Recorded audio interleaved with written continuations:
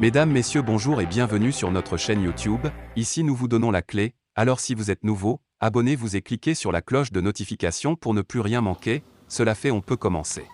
Burkina Faso, Damiba accepte sa défaite et démissionne.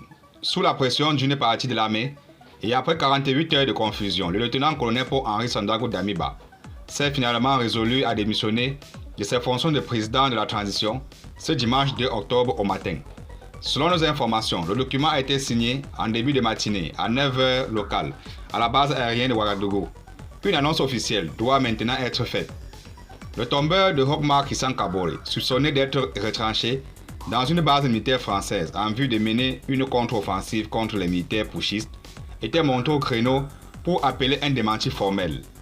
Le lieutenant-colonel arrivé au pouvoir après un coup d'état militaire en janvier 2022 a appelé le capitaine Traoré et compagnie à revenir à la raison pour éviter une guerre fratricide dont le Burkina Faso n'a pas besoin dans ce contexte.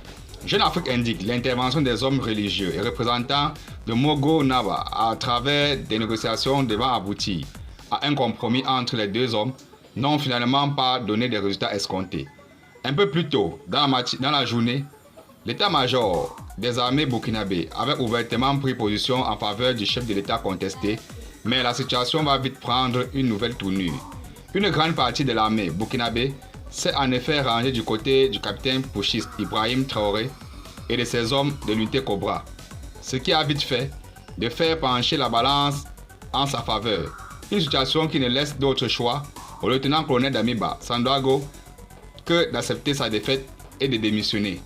Merci et à très bientôt pour une autre information. Et surtout, abonnez-vous pour ne plus rien manquer si vous êtes nouveau.